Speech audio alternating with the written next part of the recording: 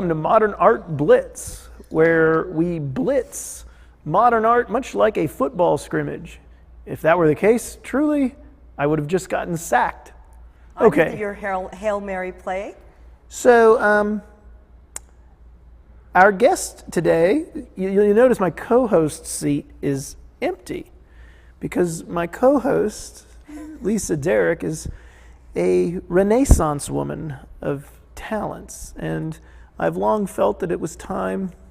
I've long felt we should find the time, and today I actually found the time to expose our guests, expose our viewers to what our guest is capable of.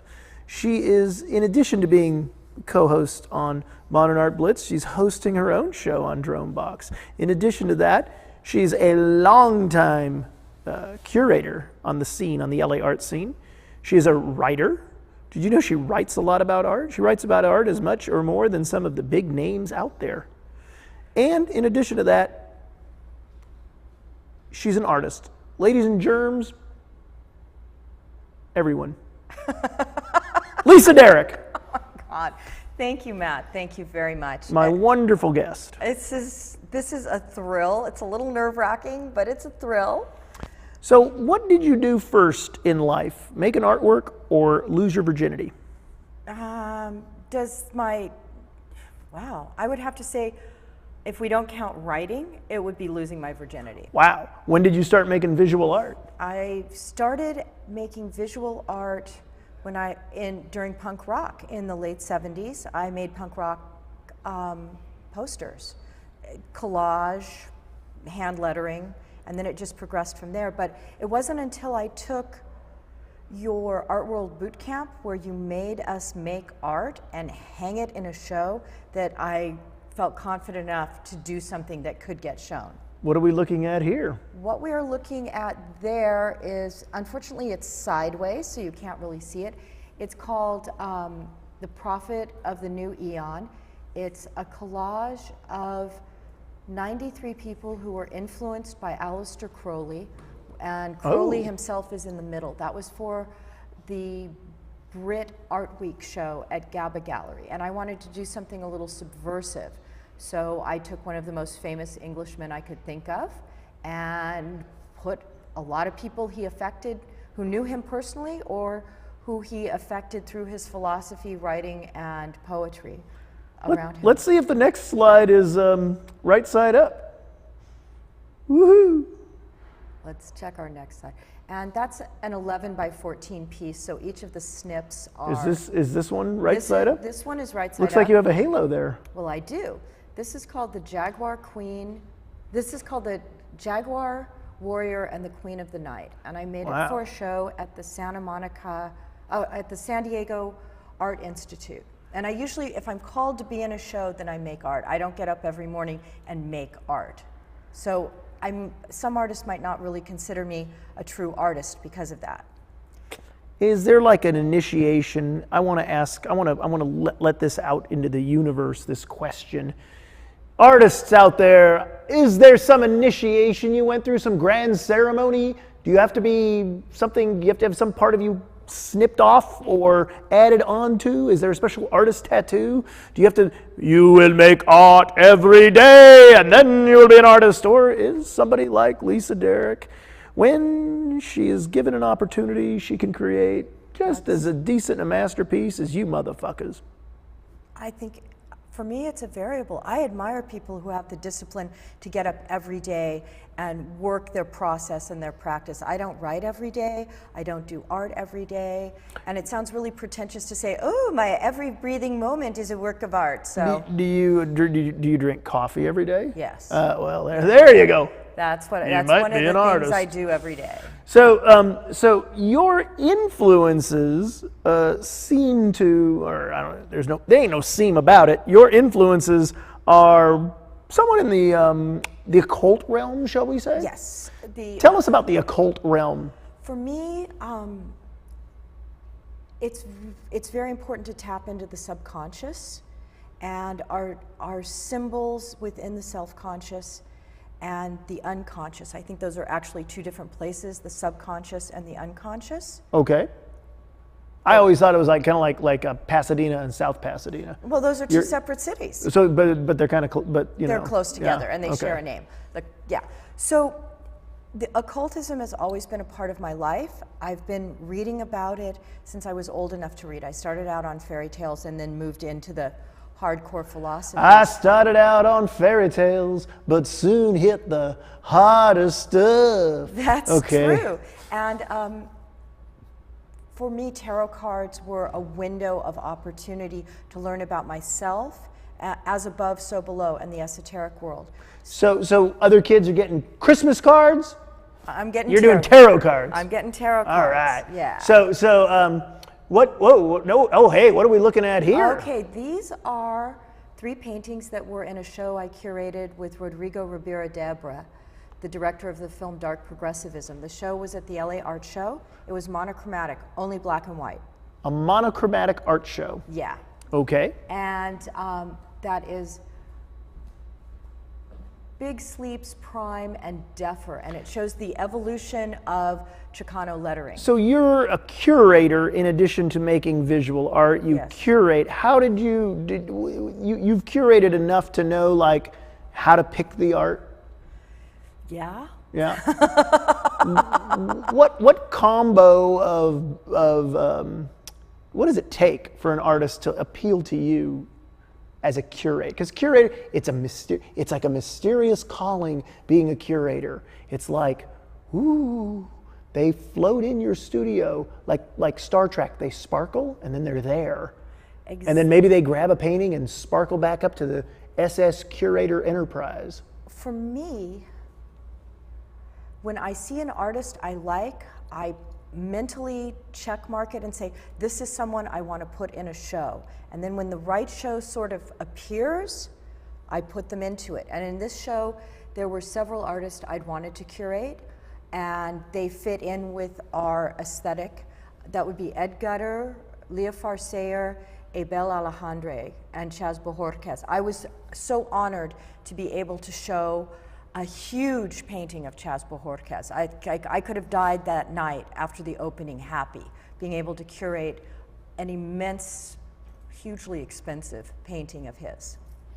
You have to worry about insurance when it gets to those dollar amounts? Oh yeah, I have insurance, especially because there's times I have to store the art at my house, and it's just safer. So you have insurance as a homeowner? No, it's actually business. Well, I'm an ally. But no, I have insurance as an art curator for others, for stuff that comes through me, just to make sure it's okay. Really? Yeah. As a business owner? Yeah. But your business is in your house? Yes. As a curator? Yes. And you can take that with you and put it into the actual space? Yes. Oh, wow, that's nice to have. It's like have insurance will travel, like a little briefcase. Yeah, I needed to do that because I had curated a show in San Diego, and we were transporting tens of thousands of dollars worth of art, and I didn't want anything to go wrong. You don't have to admit to any money laundering on this show. Okay, just don't. This whole transporting to San Diego is sounding a little sketchy. Now here is, this is like the party scene. Wow. Yeah. Oh, there you are. Whoa, geez. Yeah, that's me on the ground. It was a black and white art show. I had to wear a red dress. Come on. Okay. Yeah, and so left to right, we have Rodrigo Ribera Debra, the director of the film Dark Progressivism, and through him... You don't have to give everybody's resume. You can just say left to right. Go on. He put me on as an associate producer on the award-winning documentary. Big Sleeps, Defer, Chaz, Leah Farsayer, Ed Gutter, Gary Wong, and Jason Hernandez. Wow, wow, wow. Yeah. Wild little crowd there, Yeah, and you are at their feet. And yet, as a curator, I think we can all admit that they are at your feet. I am the foundation on which, no, that's a little pretentious to say, but these guys are so amazing. They were so supportive. Oh wow, there's a piece of Abel artwork, right? Abel Alejandre's work behind Jason. I see Defer's artwork, Leah Far's. I mean, it was an amazing night. It was to be at the LA Art Show with a booth as large as this stage, filled with artists I loved. It was wonderful. I was very lucky. As a blessed. curator, do you prefer to involve yourself in sales, or do you just like a flat fee?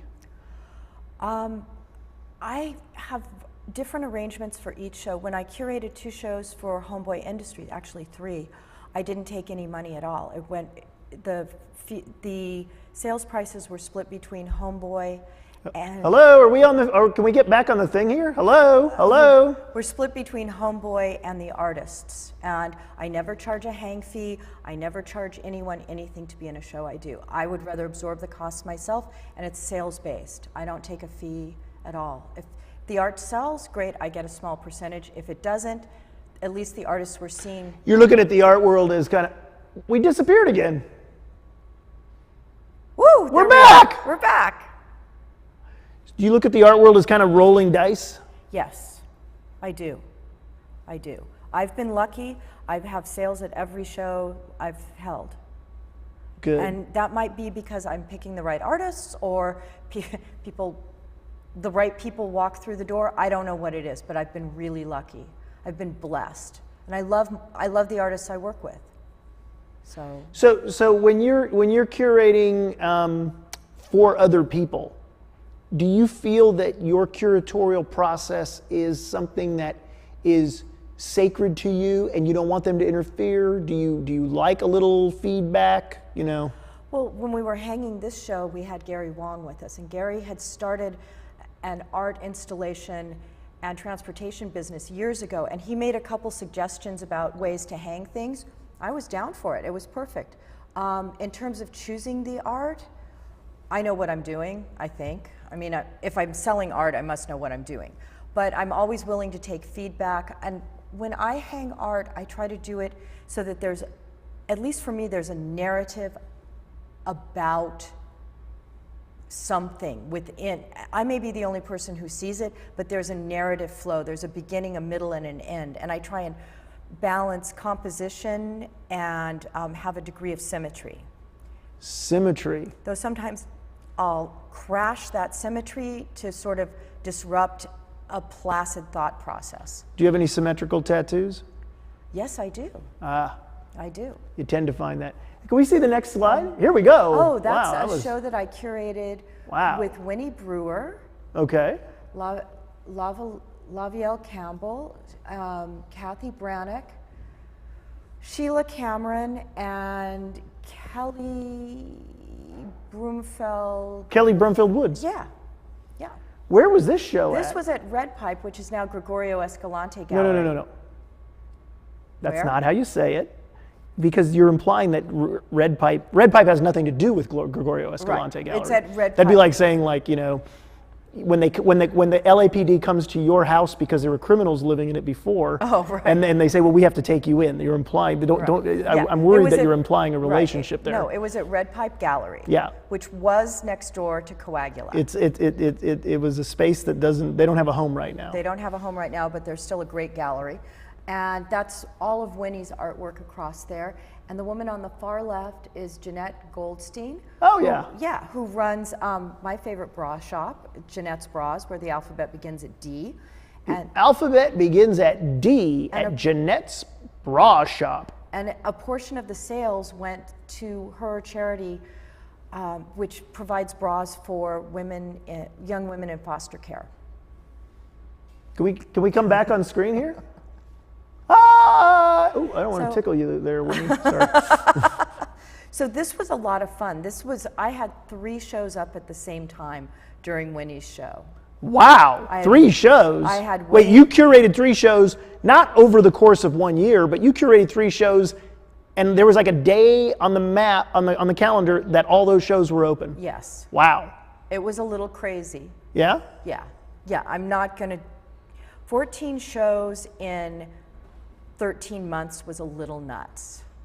I'm taking it a little easier now. But I kind of... 14 shows in 13 months. Wow. Yeah, that's, woo. Yeah, woo. That was... And some of them were one-day pop-ups, some of them were full month-long. Now, when you're busy on a show, does the rest of your personal life, your professional life, does it all just fall apart? No, I try to, I have my bills on auto pay. I try to respond to my emails, but I have to sort of prioritize the amount of waking hours I have. But usually shows come together pretty easily. You decide who you want, you tell people when to drop off the artwork, and you hire somebody to hang it. I don't use power tools, so I hire people to hang my art. Well, what are we looking at here? This is a dark progressivism show. It was called Dark Progressivism Devil's Town. Wow, where was this at? This was again at Red Pipe.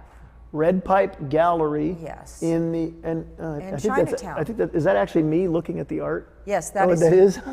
Yeah, that's you. Oh, then is that me and you looking at the art? Yes, exactly. Look, that's me and you looking at the art, and now we're looking at the art. But we're back. We're looking at the art. So okay. Weird. Hey. Yeah.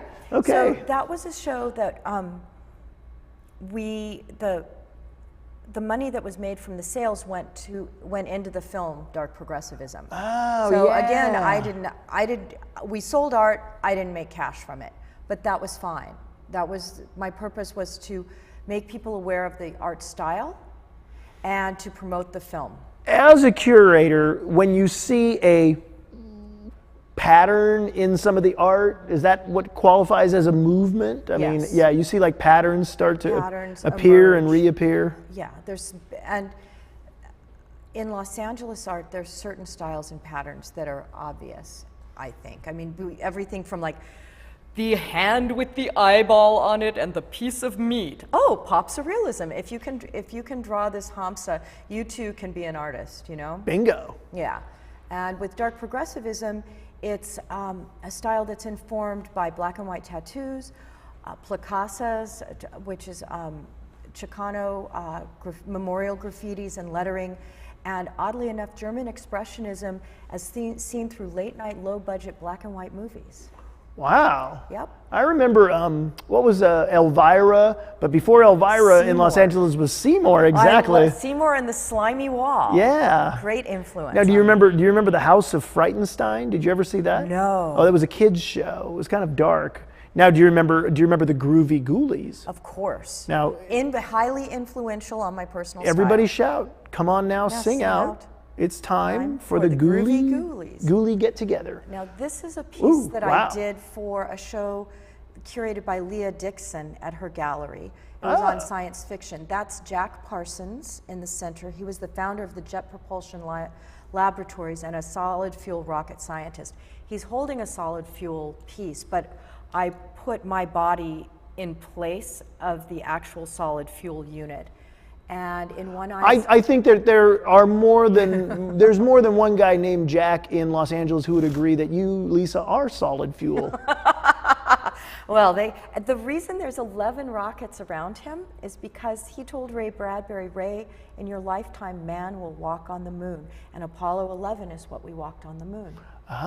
So he sort of... He was a visionary. He was a visionary. He was in the OTO, the Ordo Templi Orientis. His magical name was Brother 210, and after his death, the 210 freeway was built, and it went past his home out to the Jet Propulsion Laboratory. Who decides that? Is that I just don't know. Coincidence or beyond coincidence? Is there such a thing as coincidence? That's why he's wearing the 210 marker as his crown. Is there such a... Now, does Leah Dixon represent you? No, I am unrepresented. You are an unrepresented artist, like most of LA. Right. I do show frequently at GABA Gallery. They've put me in several of their curators' art shows when curators make art. We were in one together, actually. Now, do you when you're a curator yourself, and then all of a sudden another well-known curator, Leah Dixon, is curating you? Does this create maybe some tension? Is it like, hey, I'm a curator, I know what you should do? And it's like, no, I'm a curator. You know what I mean? No, not at all. It's very easy for me to switch hats, and she came to me and said, has to be science fiction, and who better than Jack Parsons? Every fucking curator I know has a giant ego. How do you keep yours in such check? You know, I went to your curator college. Really? Yes, I took your curator college class. I vaguely remember that. And you paired me up with Winnie Brewer. Okay. And the thing is, I feel so lucky to live in Los Angeles, to know you, to know the artists that I know, that why have an ego about the fact that I can say, oh, I like that, let's put it in a show, and find someone to stick it up on the wall?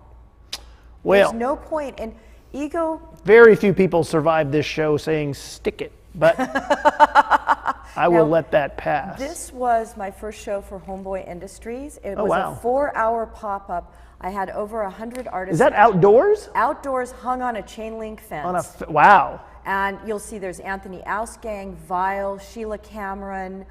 I had Ed Gutter, Shepard Fairey. It was crazy. Wow. Yeah, and on a fence. On a fence, with a bus behind it. Yeah, we did it for 2 years. The second year wasn't as profitable. That's like curatorial street cred. They were hung with zip ties. There's that. Wow. I'm gonna remember. I'm going to remember that one. Yeah, that was gnarly. I might borrow that from you, or as they say in Shepard Fairey ripoff school, bite it as a tribute to you. You might bite it from me. It was intense. It was a pretty gnarly thing. Boom, because we had to be there at 5 in the morning and have everything hung and ready to go before 8 a.m. So 5:30 in the morning, it actually does exist? Yeah. Because I know the clock about 4 o'clock a.m. is about as late as that clock goes, and when I wake up, it's always it's never. The sun is mid-heaven. Yeah, what's up with that? You know, every now and then you have to reset and do what you need to do to get it done to sell art, and I sold art. So you woke up in the morning once?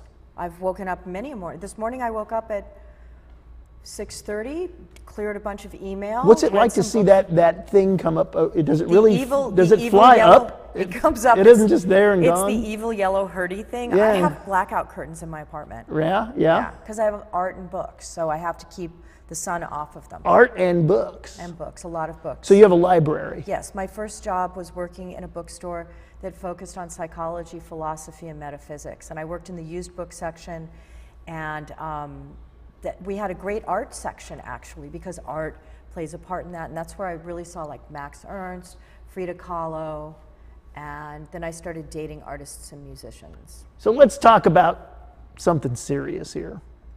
Okay. If Donald Trump wanted you to be the head of the National Endowment for the Arts, would you accept a role in his cabinet? Yeah, because I feel I could make a difference. You could make a difference. I could make a difference. I could show artists of color. I could show queer artists. I could show artists that are not Thomas Kincaid. Look, I'm going to tickle you. Yeah. There you are. There I am. That's the big Chas Bojorquez. That's called La Raza Cosmica. Right there. All right. Yeah. Wow, there they all are. Now, left to right. Who do we got? Oh, we have from Blink 182, Travis Barker, yep. Chas Bojorquez, Leah Farsayer, and Dave Parlay. Wait. You skipped somebody after Chaz. That's me. Okay, then Leah Farr, then who? Dave Parlay, who's in the band Prayers. And then? Tim, who's also known as Adam Baum. Okay. He's a famous punk rocker. Gary Wong. Yep. Abel Alejandre. Oh, yeah. And Michael Ulrich. Wow. Okay. And then there's a big crowd of people behind them. Big crowd of people. And that was the LA Art Show, big art fair at the Convention Center. It's going to be, it's happening again this January. I'm so excited. I can't wait. Yeah. I'm really excited. I love it. It's like a big party. Museum craziness. Museum craziness. So when you are curating at an art fair, you've had that weird experience of kind of like the swap meet vibe of the art fair. You know what John Baldessari told artists not to go to art fairs? What, he did? Yeah, because he said it's like watching your parents fuck. I wouldn't even want to, I don't. So when you're curating for an art gallery, but then you're curating for an art fair where nothing's for sale. You know what I mean? Yeah. And then everybody's around you is like the whores and the beasts of Babylon selling art. You know what I mean? You know, for me, it was an opportunity to show people really amazing art and to be able to talk to them about Los Angeles culture, about gang culture, about Cholo culture, the history of our city. It was an awesome experience. Okay, so is that your voice in that song "I Love LA"? Going, we love it. No, but you said our city with such passion. I love the Southland. I'm so proud to be a Southlander. From the desert to the sea to all of Southern California. Lisa Derrick digs it. I do. All right. Well, we're going to go to a commercial, and when we come back, Lisa is going to be back as my co-host here on this couch Oh, wait, you wanted to talk Yeah, about that's John Fleck from a show I did at Coagula, Two Johns and a at Whore. my gallery. There's John Fleck, the Right. great John Fleck. And that was the first major show I ever curated. It was a month-long show. I'd done a one-night show before. But I pitched you on this. I said, Two Johns and a Whore, John Fleck, John Roker, and you were like, fine. When we get back from the commercial, Lisa, Derrick, unlike most guests who leave, no. She's going to be sitting right here in her right. She's going to take her rightful place. Is that? I'm trying to quote the Book of Revelations here, Yes. but anyway, she's going to be sitting here. It's getting a little Oh, trippy and over we're there. going to be. There's some. So you're going to be sitting here as my co-host, and we're going to have We're going to have a guest. So thank you for being a guest, though. Wow, How was that was awesome. Anytime. Woohoo! Woohoo. We'll be back right after this. Commercial.